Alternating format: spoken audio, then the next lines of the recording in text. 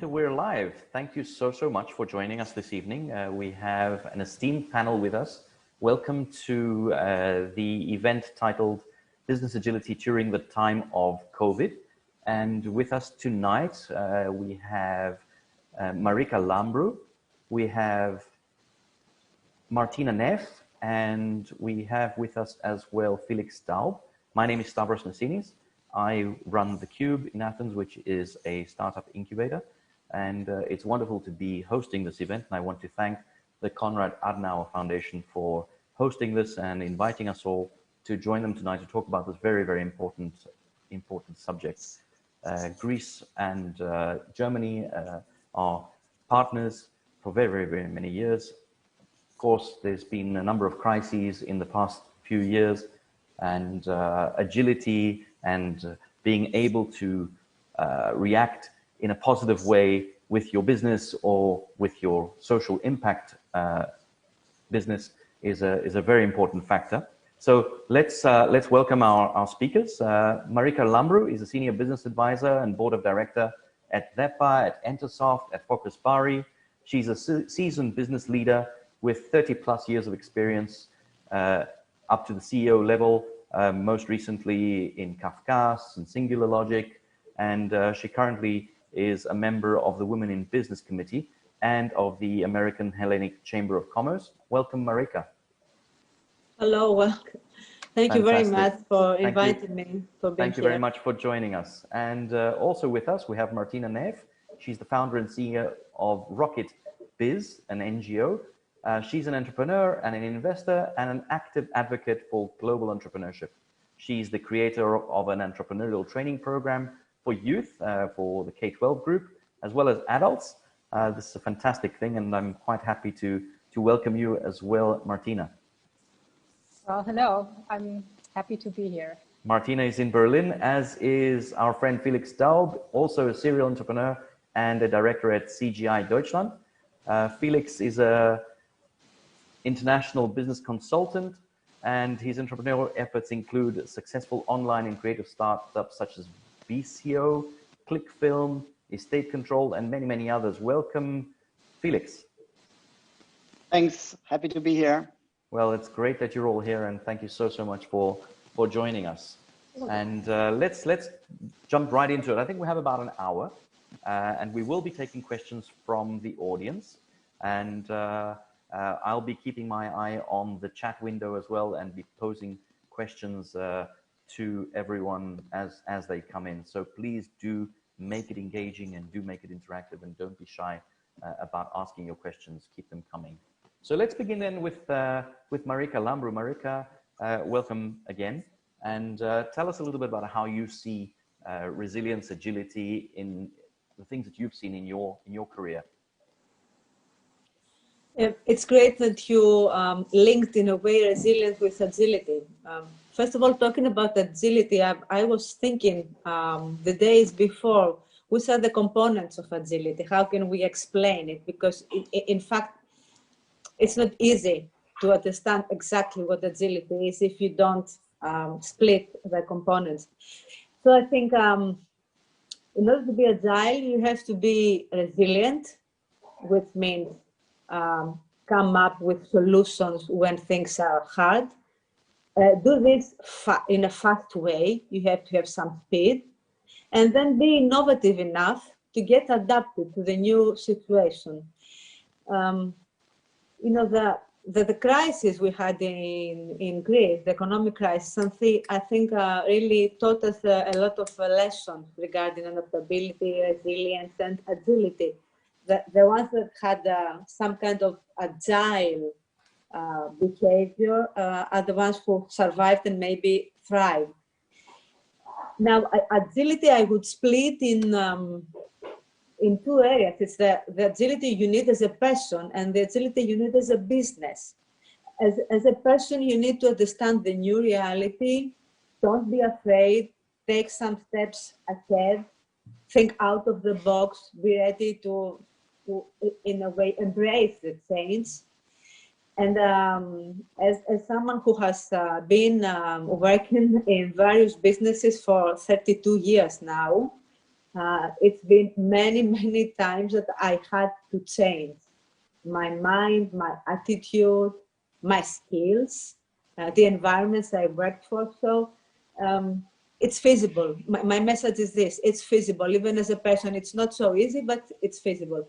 Now, from a business perspective, this pandemic has really showed to all of us that there are ways to do all the functions we had previously in our businesses in a new way. I consult mostly software companies, and I am in the board of directors, as you mentioned, Stavros, in some of them. And what I've seen is that they found new ways to communicate with their personnel, to demo the products with their customers, even to handle their logistics. There are always new ways. I'm not sure we have found all the ways yet. There are still new ways to be found, but this is a good start.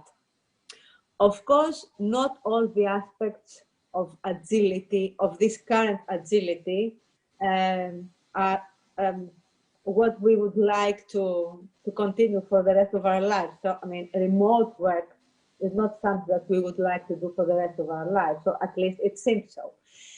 There are some areas where we can take some very good practices and go on with them. There are some other areas we need to think deeper and find some other more, I would say, hybrid ways to do what we're supposed to do. But in any case, the conclusion is, in order to proceed, you need to be agile. You need to have a growth mindset and get ready to be adapted to new situations as a beginning. Well, thank you, Marika. That's very, very useful. And before we move on to our next panelist, Martina, I just wonder, you know, in terms of this recent crisis, which doesn't seem to be having an end date at present, although there are some estimates. What do, you know, there's been some statistics around, you know, the companies that are resilient, the companies that do survive, the companies that do thrive or even grow in these times. Around 10% of companies really do very well. And there's 2 or 3 things that they really do. And it has to do around, you know, building or having that capacity to have a safety net, having a war chest, if you like. And then a few other things that we'll I suppose cover during the rest of the hour. But let's go to Martina. Martina, give us your sense of how you see things. Well, I think every crisis is also an opportunity. I think, you know, especially when I refer back to the last panelist and what you also asked in regards to reason of having a longer or seemingly a longer crisis, I think when a crisis hits, actually your experience dealing with these things is an asset, because what I felt, and I think quite a few people here, is that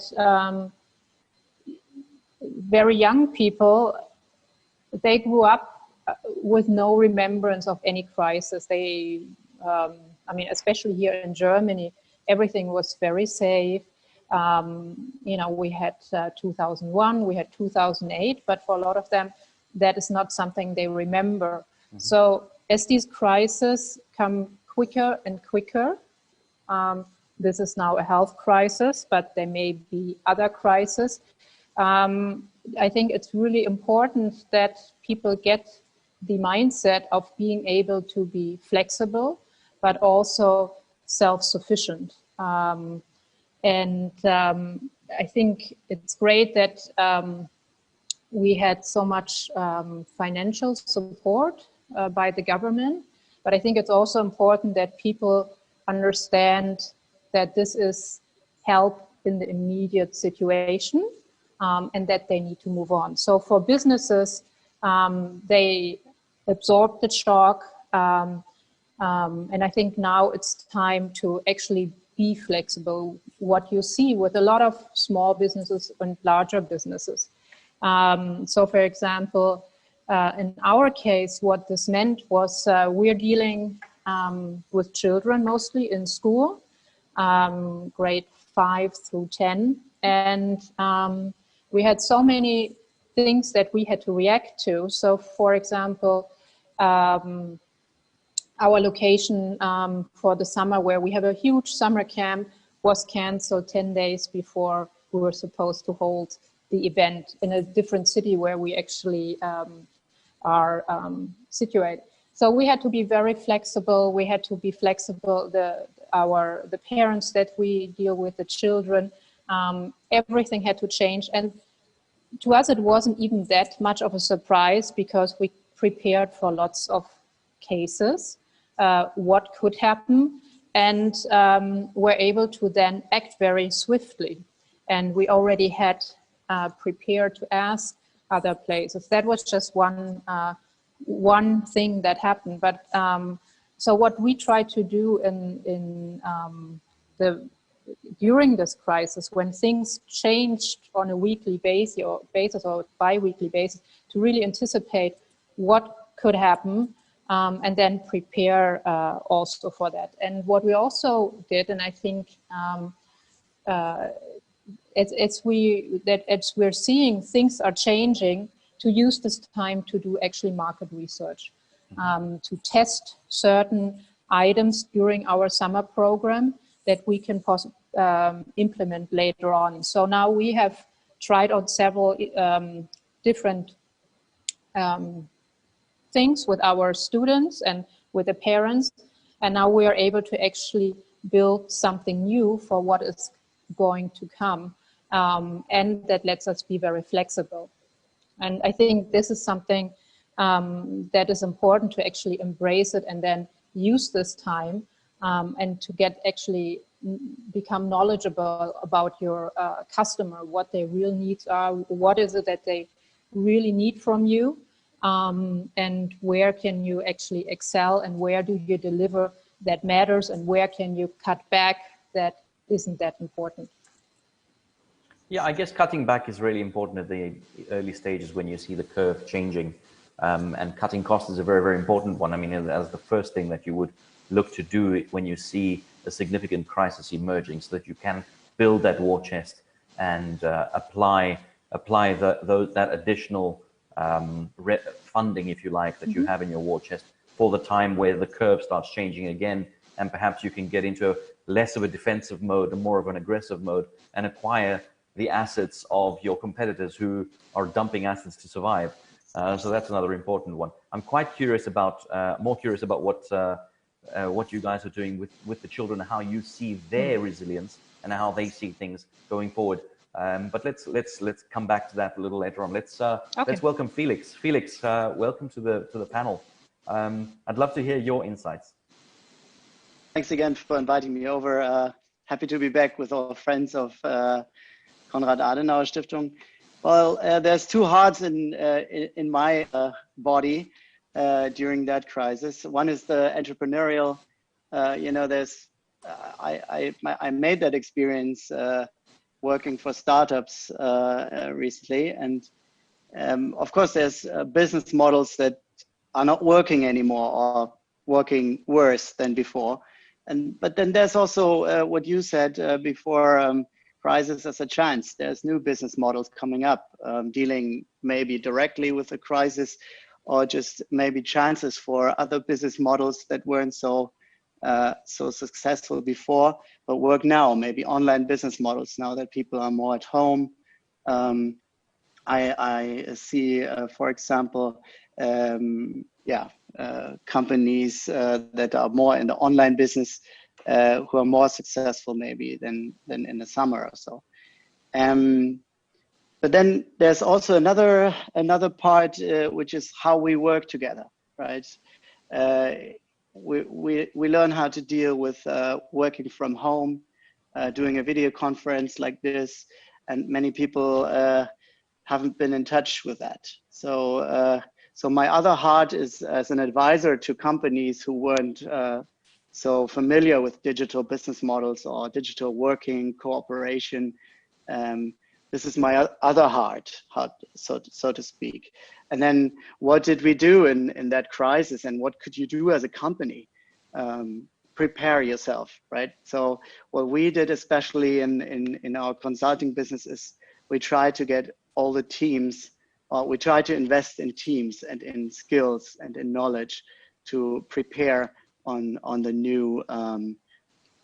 new situation. So that's actually my first idea on how to deal with business agility in times of the COVID. Well, you spoke about teams, and I think that's probably one of the most important things. I mean, some of the advice we heard about from all the advisors who basically jumped onto YouTube in the first weeks of the crisis was, cut your costs and focus on the most impactful members of your team. And if you haven't already invested in their training, you should be investing in it now. That's a really important thing that, if we compare the two ecosystems or the two economies, the German economy versus the Greek economy, and, during our preparation, our brief preparation, I should say, for this panel, we discussed, how we could compare the two and how the one might be able to learn from the other. And one example we put to each other was, the German Mittelstand, which is basically the backbone of the German economy. Super resilient businesses that get passed down from generation to generation, investing very heavily in their staff and in vocational training, not taking on almost any debt because debt becomes so expensive in crisis, and being resilient in that way, super resilient and able to compete internationally despite the if you like the massive competitive advantage that Asia has with regard to the cost of people.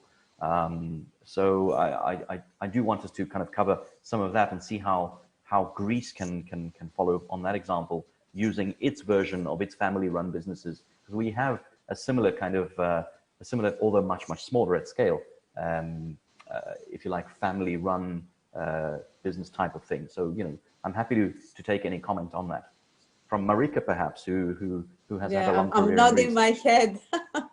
Thank you. Yes, this is what we call small, medium family businesses in Greece.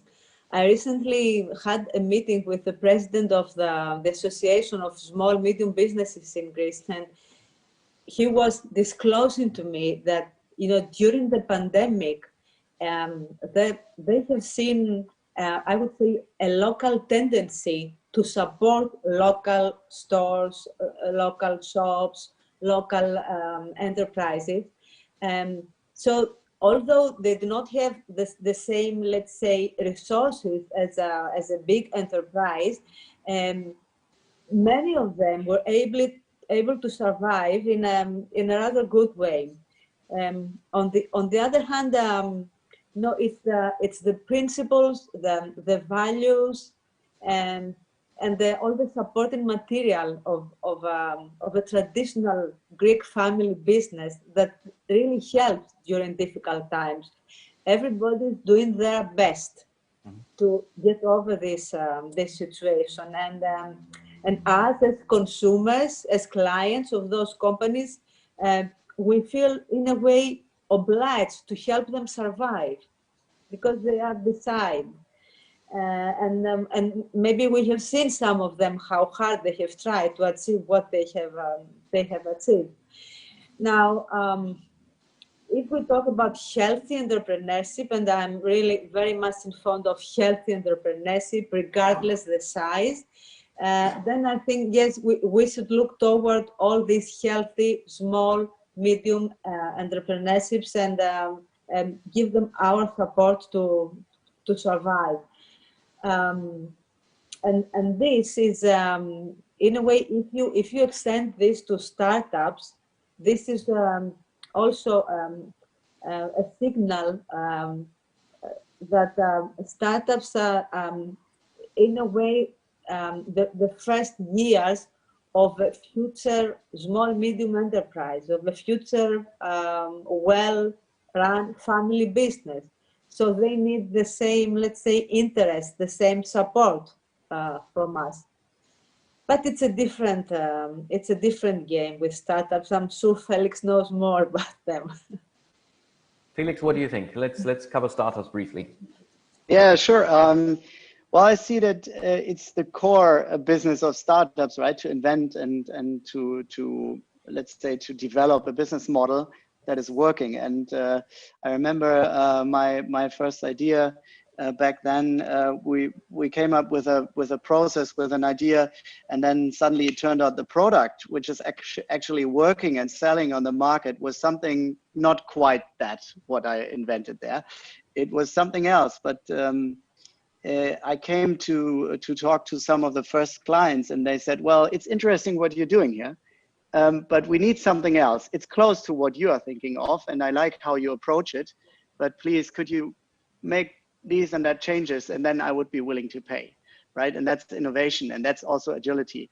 So it's actually now that I'm working for a consulting company that I experience more or less the same. There are business models or their clients with business models who come to us and say, you know, we have the COVID now, this is not working anymore. Could you help us? And then we say, okay, maybe we can have a closer look at that. And maybe your core competencies are still valid and are still good. You know, the people, your stuff and the knowledge of the people, you can do something with that. It might not be the exact old business model, but it's something new you can make out of your business that we can sell on the market to survive. So there are a lot of parallels from being a startup or an entrepreneur towards being an agile business person who is able to adopt and to survive during the crisis. Yes, That's you're definitely something I can see. You're definitely describing the agile methodology of a startup who effectively is constantly in crisis from the time that they start till the time that they achieve product market fit or are able to achieve any type of scale. They're always either trying to raise money or innovate on their business model or change processes, and always testing and assessing, measuring. And they have that agility because there are small teams, like small family-run businesses in Greece. I mean, it's very difficult for big corporates to compete with the smaller agile teams because of the fact that there isn't, you know, the inset office politics or what the shareholders might expect. You don't have to. You may be reporting to shareholders, but it's a smaller group. So that's quite interesting. But before we go to shareholders, I want to talk about children and the future. Martina, you guys train children to think about the future, about how their entrepreneurial future might look like if they're entrepreneurs, or to think entrepreneurially. How have they reacted to the pandemic?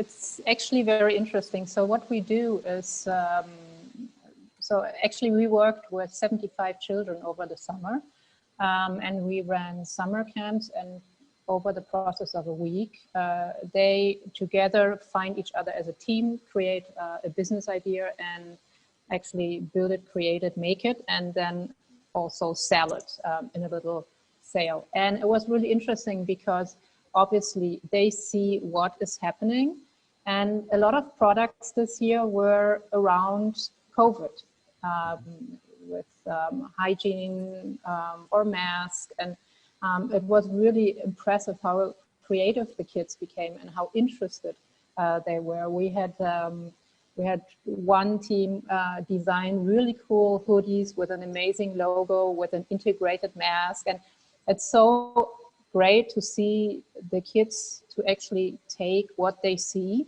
and create something to find a solution to a problem, what obviously a startup would do as well. And the children, from the ones that I know or we've seen, they were all very positive. I think what was interesting too is that we could also see the limits of digital education and digital conferences and whatnot. So that that was very interesting, and actually to talk to them about that. But it's really great to see that the kids aren't that worried. Actually, they weren't worried at all. You know, they were going about their things, and having fun. And that was really, really nice to see that they weren't really that affected. So that was very positive. No, that's super interesting regarding the kids. I think we had a similar situation here where, you know, the kids were learning online, but also kind of enjoying this new format, this new adventure, if you like, because they do get to see a lot of things as an adventure. All right, very good. Let's move on to perhaps what governments can do and what the policymakers can do, and what we as citizens or citizens of the society, but also taxpayers would expect from government. And on both ends, I mean, both within Europe, but individually in our localities, Greece and Germany, there was a lot of government support that was provided and still is being provided. I'm seeing new programs come out in Greece, at least. I'm not sure what's going on in Germany. But beyond that, I'd like us to kind of, whether we should relate this to education and educating people to be always ready, to be resilient, always ready for the next crisis. Because, you know, winters come and winter will keep coming, but snows will always melt. Bubbles will burst and new bubbles will form. What should we expect from government? In my opinion, just in regards to the people, what you just asked, I think actually that agility and resilience is part of a feature or trait that somebody has who's entrepreneurial. And I think that's why it's so important to educate and encourage even kids to be entrepreneurial, because that way they don't see a crisis as a crisis, but they see it as an opportunity, or they see it as a way to actually do something about it and take it in a very different form. In regards to government programs, I think we were in general very lucky here in Germany. Obviously, there's a lot of discussions now, but I think it served really well people not falling over because of the fear. It was the administration was very low, and it helped a lot of people. Of course, there are plenty of groups that kind of fell through the cracks. So, for example, here, especially in education, where there are a lot of nonprofits, the nonprofits, they're still struggling. But I think it is good if a government can step in and help that the people don't mentally have such a fear of losing everything. So I think now there are even a lot of businesses who did very well, and they will give back their the money that they got. But I think if you as a government have the opportunity to step in and you know, get into a situation where really nobody knew what will happen, I think that's a very positive thing. And I think this is possible in different ways. It can be via financially, via money, but it could also be in tax reductions or other ways. So I think it's a great way of supporting the ecosystem. Marika, do you see as a kind of something in Greece that do you think the program was well implemented? Did you see a lot of the companies that you support and advise take on the support? I know of a few that chose not to, that chose to actually kind of hunker down and re-innovate, invent new things, versus accepting support to wait out the storm. How did you see it? So from the companies that I saw, a lot of the smaller nonprofits, there wasn't a program for them because they were nonprofit, and I actually think there are quite a few that will not make it through the winter, especially if they're in education. It's very tough on them. In other businesses, I've seen, I think most of the ones that I talked to, they are actually planning on giving it back, because they did well over the summer. They adapted their business, and so they didn't actually need that money, which is very positive that they were able to actually change their way of doing business in a way that benefited them. So thank you, Martina. That was Marika Lambru, what companies in Greece did you see innovate or adapt very, very quickly? Besides, I mean, the big banks who sent everyone home and invested in networks. Okay. First of all, I have to mention that the initiatives that have been implemented by the government have been very helpful for most of the companies, especially some small, medium-sized ones, help them to survive. It also helped to keep the unemployment rate rather low. So up to this moment, because we have the winter beyond, and we don't know what will happen then, but until now, things have gone pretty well. Of course, they've gone pretty well also because except from the government, we had what we can call personal responsibility, which helped a lot for the consequences not to be very, very negative. What I've seen now from the enterprises perspective is that for lots of people, entrepreneurial people, and for lots of enterprises, these 6-8 months have been months of creativity, of really huge, unpredictable creativity. They have revised all the processes. They have introduced new products. They have thought of new practices. Some organizations have changed. A lot of initiatives have been taken place, especially in smaller and younger enterprises, because the others, they're a little bit slower moving. They have some processes that need ages to change still. Of course, there's a lesson taught that you have to be faster in order to survive. And I'm sure that the big companies have really felt so. You have to be faster because there were some enterprises that had already introduced the e-commerce approach.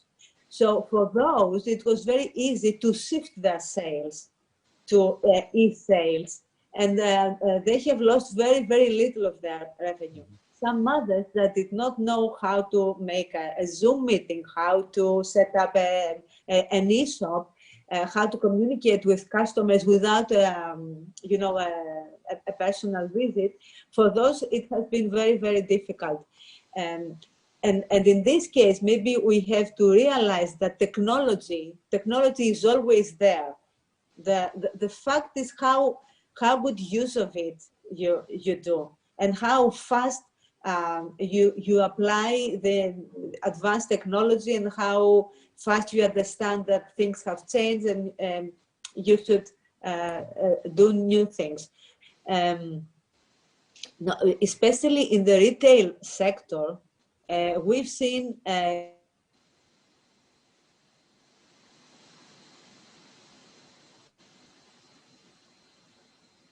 think we may have lost Marika briefly. While we regain Marika, Felix, can you hear me? Yes, sure. Awesome, fantastic. I think Marika will join us in a second. So one of the resilience we need to work on is the width of the internet pipes, right? To allow the bits to go through, because sometimes they get constricted.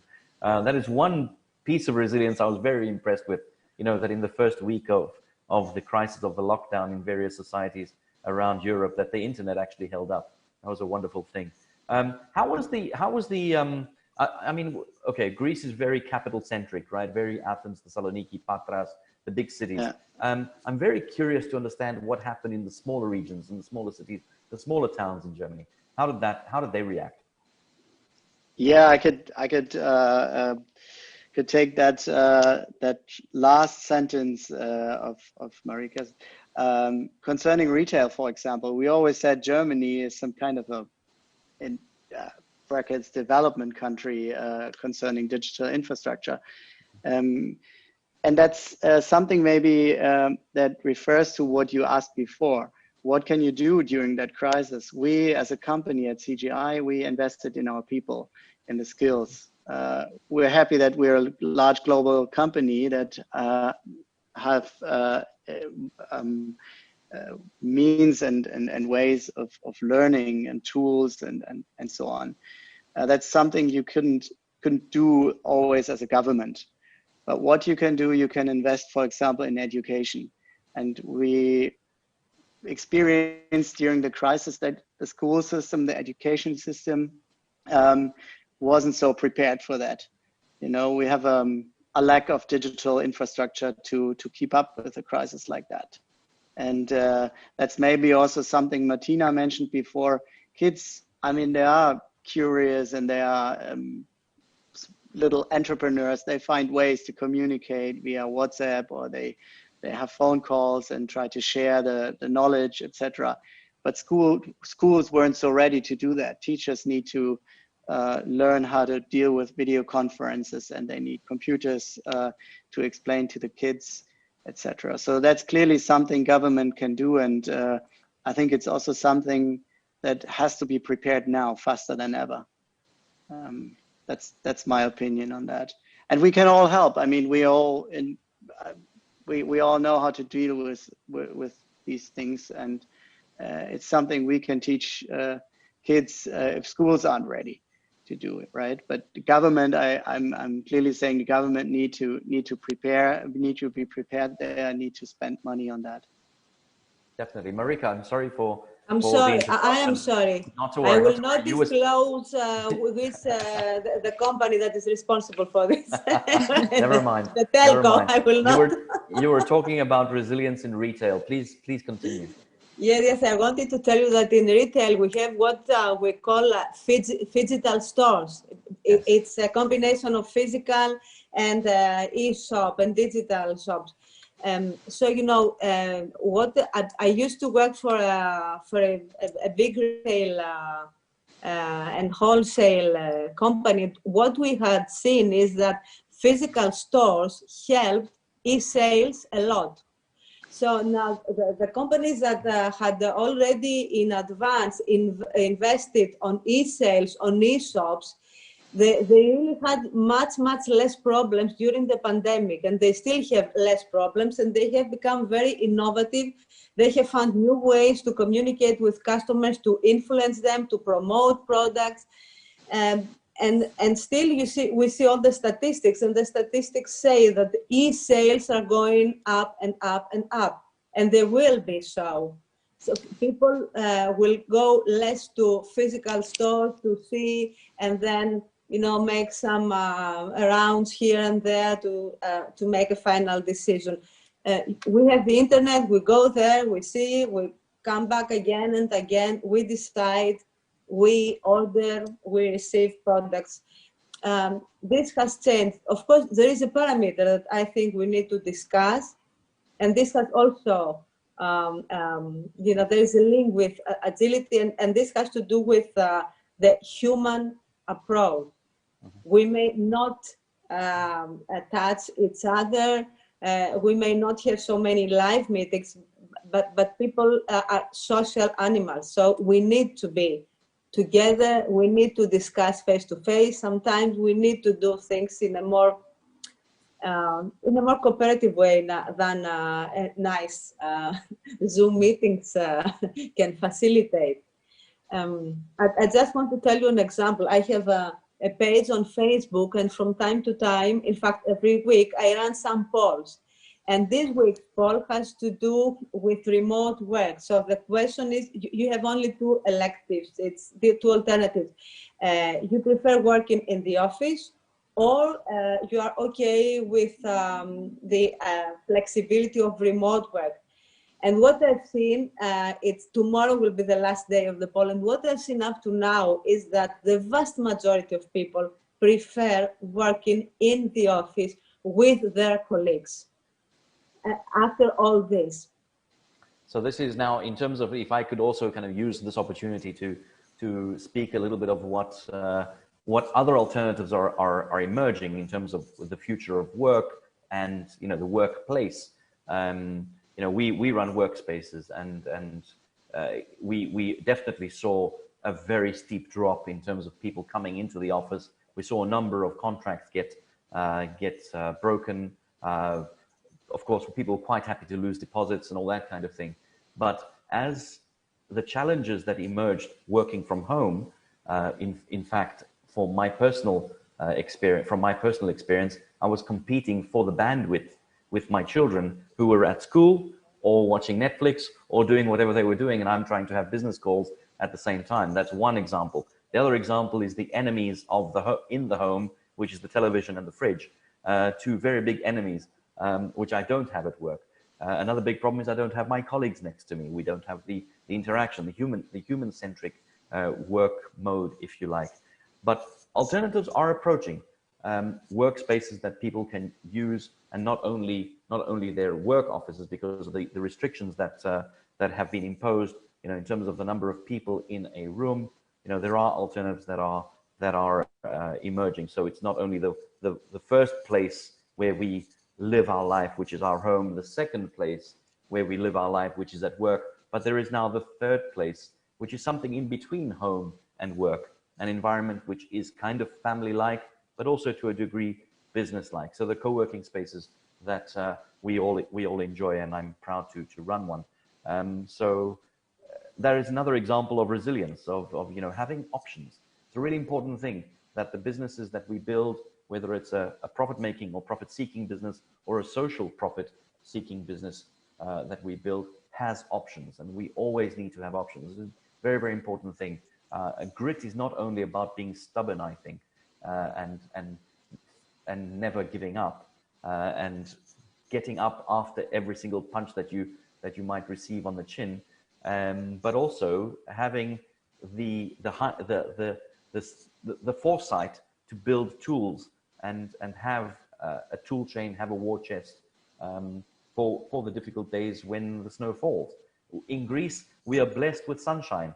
We are blessed with wonderful weather, and that is good and bad, because what that means is we don't have the foresight to plan for an extreme winter. And this has been an extreme winter.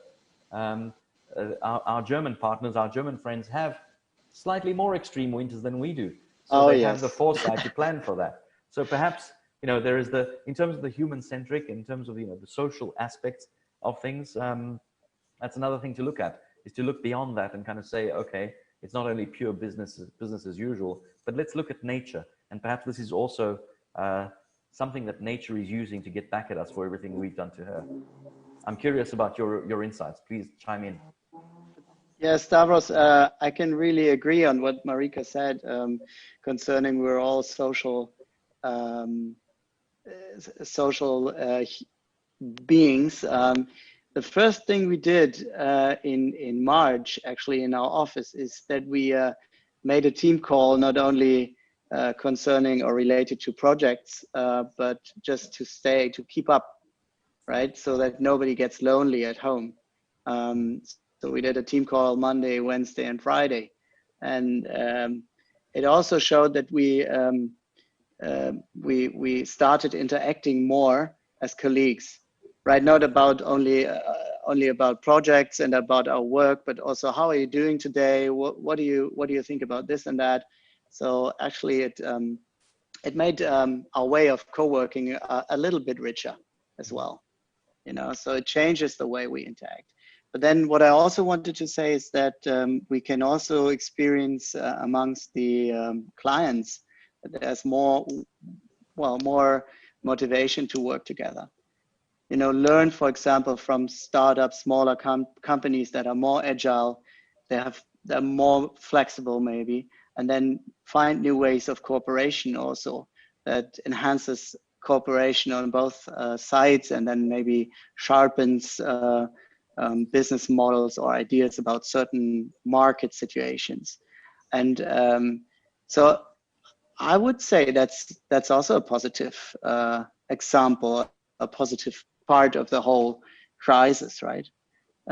So and we want actually as a consultant or as an advisor, and maybe that's also something you do as someone who's providing a co-working space. You want to be a facilitator, right? You want to facilitate that people come together and work together and find solutions to problems and so on. So that's something we should focus on, not only on problems or things that are not working, right? Let's try to focus on things that are working. And then I would even call that for a bigger perspective towards nations. We can clearly see that there were problems amongst the EU. They didn't have quick answers to that. But then, I mean, that's a call, right? It's a call for action. We need to sit more together and talk about how we can work together, right? So yeah, I think that's part of the business part of the crisis. Definitely. That's my opinion. Definitely part of the day-to-day, right? In terms of building the partnerships. So any business needs partnerships, needs to have trusted friends and people they can. So mentoring is a very big part of it. I know Marika is very involved in that, advising young people about how their next steps might be. Martina, any insights to add? I would just like to add one anecdote of a restaurant, what they did here in Berlin, because I thought it was such a cute idea. So very early on, when everything closed down, there were just a very few restaurants that offered, the very nice restaurants that offered food for pickup. And what they did with that, and I thought this was just so nice, and I think it just, now I'm seeing it with companies doing it. So they offered a Zoom call for everybody that night, kind of have like a date night thing. So you get your dinner and you can go with your friends that, I had dinner with a friend of mine who, it was her birthday. And so you can log in with everybody else, and the restaurants facilitators, and then they had they arranged for a music, and you cooked they prepared the food, you cooked it at home. So then you do all the different courses together. But I think what Felix just said, that facilitation, I think is so important, and because people are missing that touch and feel and really being with somebody. So I see now companies who do cooking events. So you get a box at home and the whole team cooks together. And I think this is just a very nice way of, still keeping your distance, but keeping that that personal touch, because I think it's really, really important if you can't, if you don't have that. So I think it's nice. There are lots of nice ways now that that companies are picking up to actually keep their teams together. I think we have. Thank you very much, Martina. I think we have about 10 minutes left in our session, and I would like to ask our viewers on YouTube and on Facebook Live to put your questions through, because we have our experts here. And while we wait for that to happen, I would like to ask each of you, beginning with Marika Lambru, and then Martina, and then Felix Daub, 3 top pieces of advice for people and organizations to plan and get ready, get resilient for the next crisis, which will hit us in who knows when, tomorrow, the next day, in 2 years, in 3 years, or even, this current crisis, which it doesn't seem to be showing any signs of ending. Well, it's we don't know exactly how the next normal will be. I think we are still in transformation mode, so we can expect nearly everything. I would start with something that is more German than Greek, and I think that first of all we need discipline. We have to obey the rules first of all, and if you know the rules and you obey the rules, and you really exercise personal responsibility, then you can be safely innovative. Because yes, I'm in fond of innovation, but not, an innovation that has no limits, that starts from nothing and goes to nothing. There are limits, and we have to understand and follow the limits. And the last thing I would say is that this crisis, this global crisis, really brought back in the center of our interest the person, the human being. So I've seen companies that were only eager for profits, that were only interested in results, in numbers, they went back to psychological support of their employees. This, in some cases, was a result of conscious, of responsible behavior of the leaders, or of the management, of the administration of the companies. In some other cases, it was just the mere conclusion that without them, no profit, no numbers, no results. So, regardless the source of the behavior, it's good that we start to understand that that advancements and that achievements are made by people. So we have to support people. We have to be human with them. And I hope that in the next normal, this is the one thing that remains, that we have to behave in the human way to human beings, that we have to understand that they are the center of everything, that they are the source of everything, and that if we treat them well, we will have excellent results, which is already obvious in some business cases, but it's not obvious for some business people yet. Felix?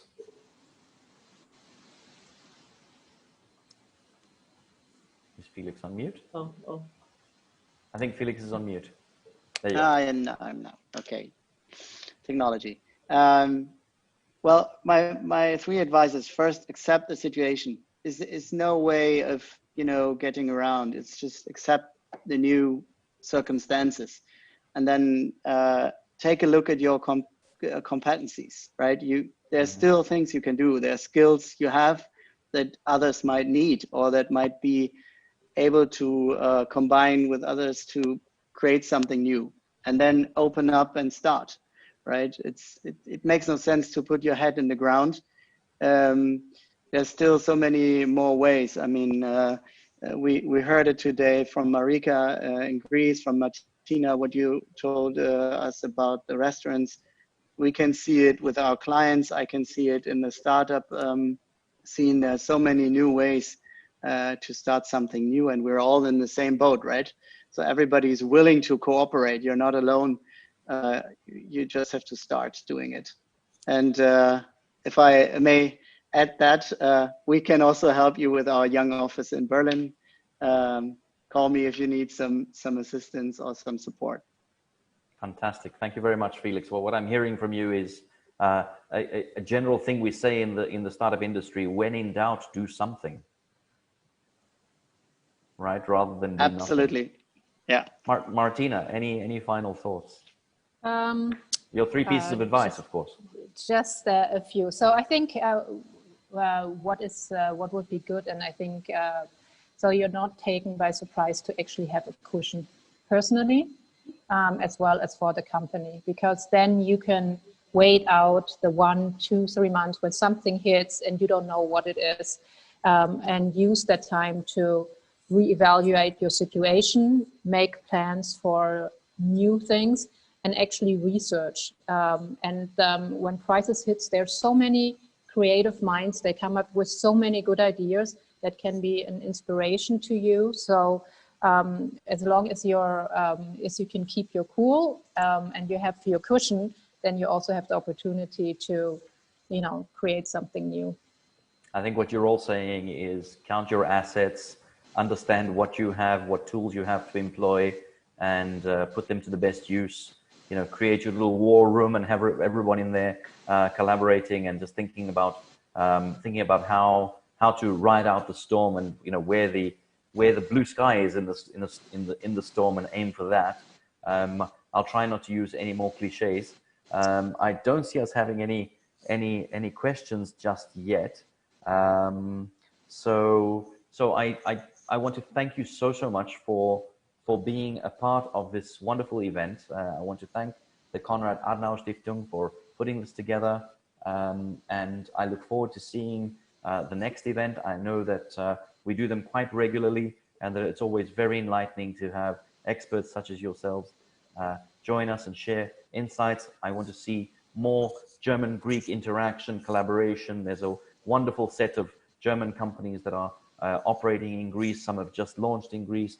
I see a number of Greek startups, because I know the starters more than I do the Greek Mittelstand, if you like, operating in Germany. Viva recently launched in Germany.